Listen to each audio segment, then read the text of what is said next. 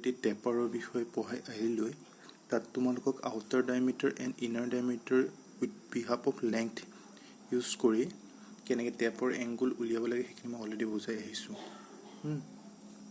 Next তোমালোকে যোনটো angle পোৱা সেইটো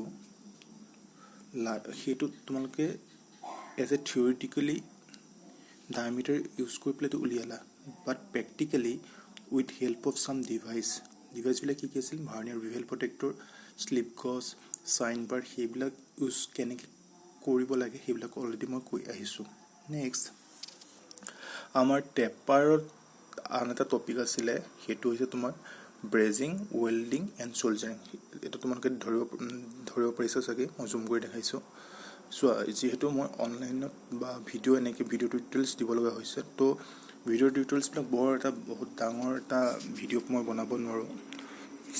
তোমালোকক মই টপিকবিলাকৰ আইডিয়া দিবলৈ মই এই ভিডিঅ'ৰ জৰিয়তে মানে ট্ৰাই কৰিম, বাট কমপ্লিট A to Z ভিডিঅ'ত বুজোৱাটো সম্ভৱ নহয়।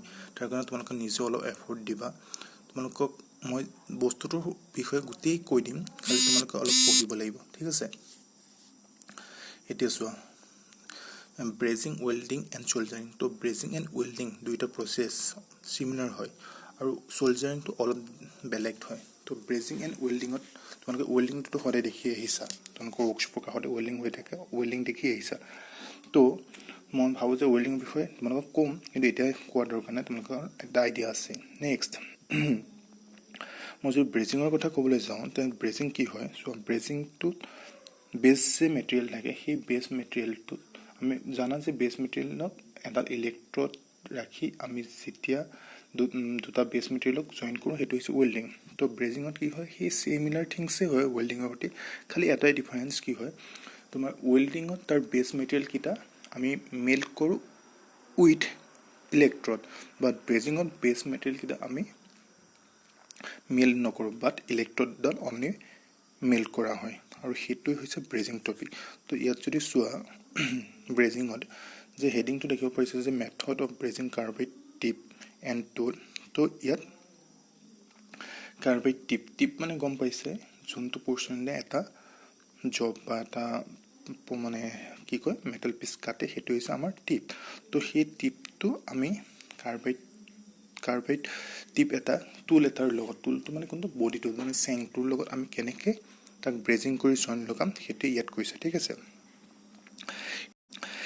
এইটো ফিগাৰ 1টো দেখিছে, এইটো এটা মানে তোমাৰ ফিগাৰ দেখাইছে জাষ্ট জইনিং কেনেকৈ কৰা হয়। ফিগাৰ 2টোত দেখিছে একটা ডিফাৰেঞ্চ, মানে সিহঁতৰ ডিফাৰেণ্ট শ্বেপ হয়। আৰু এতিয়া তাৰ আগতে তোমালোকক মই ব্ৰেজিঙৰ এটা ভিডিঅ' দেখাই লওঁ।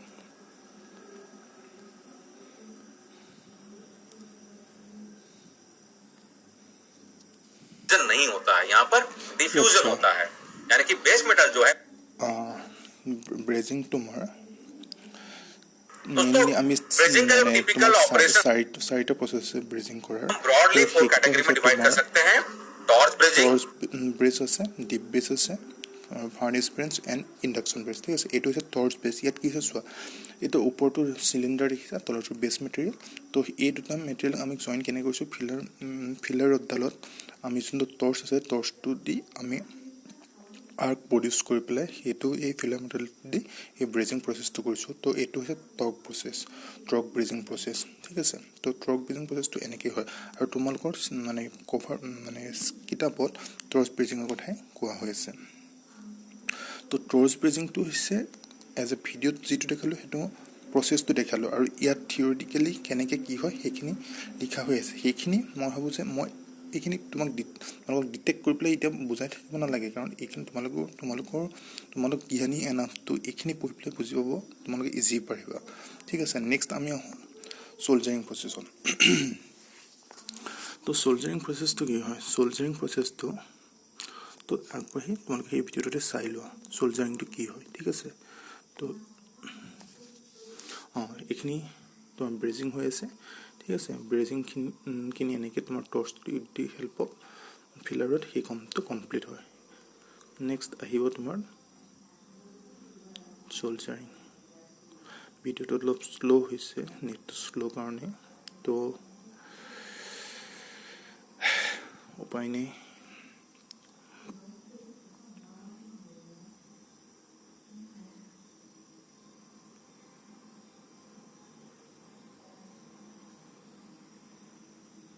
চোৱা চল্ডাৰিং চোৱা ইয়াত চোৱা তোমালোকে দেখিছা ওপৰ পোৰ্চনটোত চোৱা এখন তোমাৰ কি কয় ন এখন ইলেক্ট্ৰিক এখন কানেকশ্যন ইলেক্ট্ৰিক কানেকশ্যনত মেইনলি তোমাৰ চল্ডাৰিং দৰকাৰ হয় চল্ডাৰিঙত তোমাৰ চোৱা এখন চাৰ্কিট বোৰ্ড দেখিছা তোমাৰ একদম টপত চোৱা এখন চাৰ্কিট বোৰ্ড দেখিছা আৰু এটা মানুহজনৰ হাতত এটা তোমাৰ হেৰি দেখিছা কি কয় এইটো তোমাৰ চল্ডাৰিং আইৰণ এটা দেখিছা ঠিক আছে আৰু